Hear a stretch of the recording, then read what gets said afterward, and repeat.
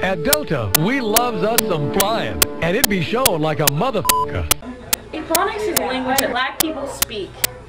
Do I know where what is? Do you know what Ebonics is? Ebonics? Yeah. What is it? It's why you up in my grill, bitch? I learned on a bus to New Orleans one time. Really? Yeah. I don't think I can go into enough detail at this point about exactly everything that Ebonics entails. Right. But do you want a generalized definition, or? Did you pick it? I heard that you all might be getting a little. Yeah, I mean, you can tell me a little bit now and a little bit later. Okay. You should definitely talk to me later. I have a friend who's half black and half white, and she gets terribly upset when I act prejudiced.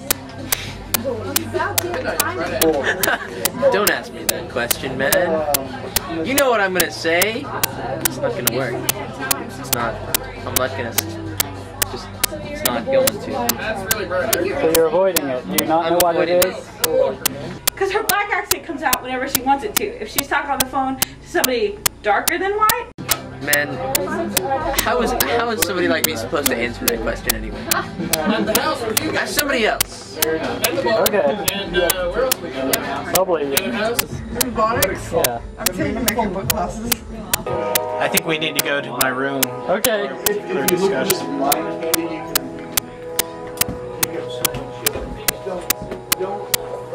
Oh, Thursday, you know he the most busted ass nigger in there. Da da da da da. And then she comes in to me and she's like, "Hey, you wanna go out tonight?" You know, it's like she switches it on and off.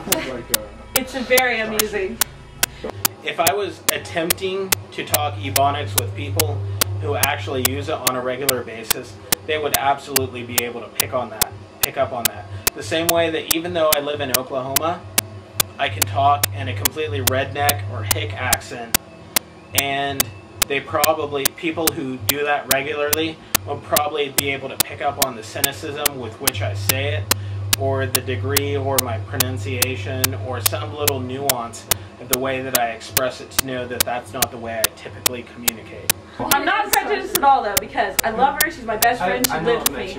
I'm just saying, I'm fascinated by the way she can switch it on and off. Because I can't do that, you know what I mean? And she sounds valid in both languages. Not that white and black are different languages, just that there's an attitude that goes with it. Ebonics is an entire subculture of the American persona. It's an alteration, it's a way of expressing oneself. It's a way of life. It's not a difference of the physical ability to communicate between two people. Okay, girl, did you see that fly guy walking? Oh no, was he bling blinging or was he bling blinging? Oh yeah, he was absolutely all code out. Would you ride that tight whip? Oh, you know I would. Yeah, I would too, girl. Yeah. Holla! Oh, come on, let's go, girl. You heard him. You gotta check my celly. Check my celly, okay? I'll call you. You better call me, bitch. Howdy. All right. And it's not so much of a way of learning as it is a choice. It's a subculture. It's a way to express yourself in a culture that you don't feel comfortable with, or that you disagree with the morals of. Everybody's all mixed up now. There's not like totally African American. That's true. How many black people can say, both my parents came from Africa, I'm an African American? None. None. Except around here in the college community. And yet they get so upset. You know what I mean? Yeah, they do.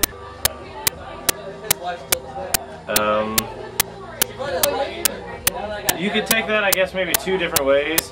Like, it's a politician's way of trying to develop a new language or something to that effect, for funding to get his campaign going. I think that's more making a political statement than it is making a linguistic statement. But more than that, I really think it's a way to place blame in a different direction on some certain part of American society. But it's a social statement to refuse to understand what they are saying, and to ignore it, and to insist that they speak proper English. A lot of people might think that that it's some kind of black language, but black people speak English in this country. It's not something that can't be worked out through conversation. So it's definitely not a language of its own. It's a sub-language. There's no way to answer this without sounding stupid. You need to ask black people. Ebonics involves not only blacks or African Americans, as perhaps we prefer to call them, although I don't think they mind being called blacks, but it's a part of our entire culture that involves not only us, but people who want to be involved in a particular subculture.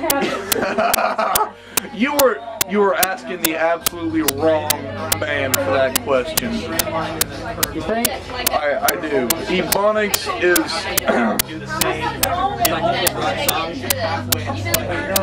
the guttural monkey talk crossed with aristocratic speech. It is absolutely atrocious.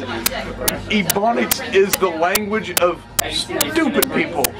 I had a friend in high school who, whenever he talked to people who he considered his friends who were white, talked in perfect English, and when he talked in Ebonics with either his mother or other black guys who we were in high school with, understood exactly what was entailed in that, and he was a very, very smart guy. I don't know how I can explain it any greater than that. It's absolutely horrible. He probably scored a 32 or 33 on the ACT. He got all sorts of college scholarships, not only because of his merit, but because he had what's considered now, because it's in debate, an advantage because he was black and because he was so intelligent. Why the fuck do people have to include the word fuck in every sentence? Some sort of expletive. I mean, some just foulness thrown in everywhere. Why must they do that? Because they have no full intelligence. It is the language of stupid people. I think that's the only way that I can explain that properly. It allows people to exist as a subculture, even if they're white, and have their freedom of expression, because there's very few ways that are considered legal to have your freedom of expression. It's very limited. Theoretically, the linguistic history of Ebonics is a mix between the Bantu language and English. It's a sort of a pidgin language. However, it's not true at all. I mean, if you look at Bantu language and you look at English, there are no similarities. There's no straight tripping is simply English that they decided to corrupt. They fouled.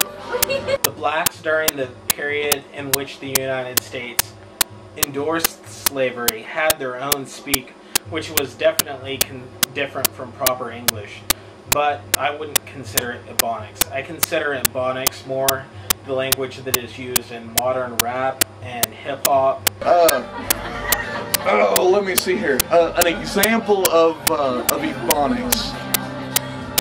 Yo, bitch, that ass so fine, I'd be straight tripping. That's an example of Ebonics. It's not necessarily any different than English was in the Americas than what English was versus the British, you know? You could call them two different languages, but as far as the linguist is concerned, those are going to be different parts of the same entire language because the consonants and the vowels and the words are derived from the same thing. Not to be confused with jive. Not to be confused with jive. Yeah. Jive was definitely an early form of Ebonics, and it was more of a jazz influence. I think that music leads language.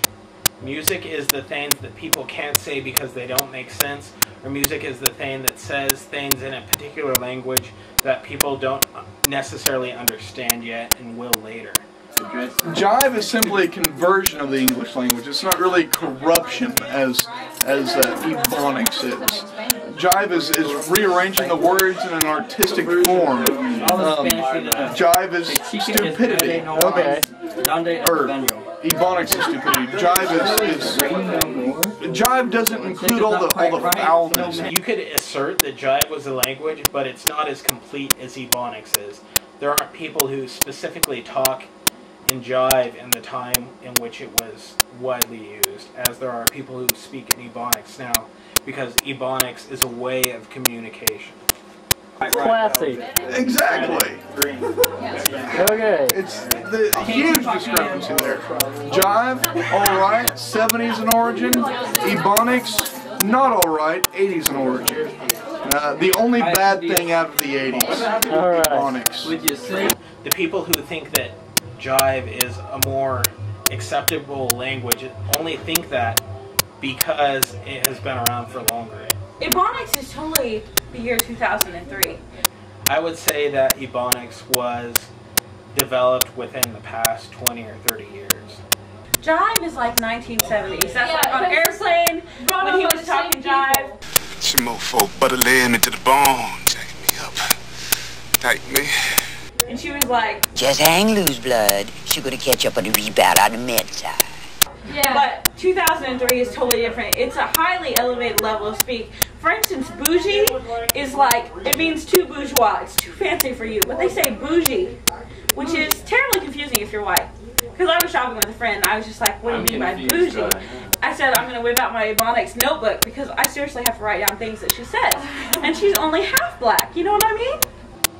It's unfortunate that our entire nation doesn't just reach its arms out and embrace that as a subculture. But one time I was like, you need to go to Studio E, get your hair done. This girl says she specializes in African American hairdos. And she's like, is she a white girl? I was like, oh my God, I don't know, but she specializes in it. She's like, if she ain't a white girl, then I ain't going because I can get somebody's auntie to do it for me and eat it for like $25.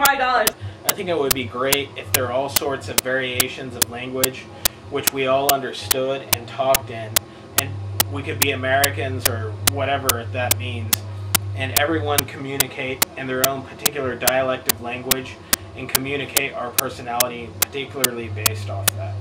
Yo, bitch, I'm gonna bust a gat in your ass.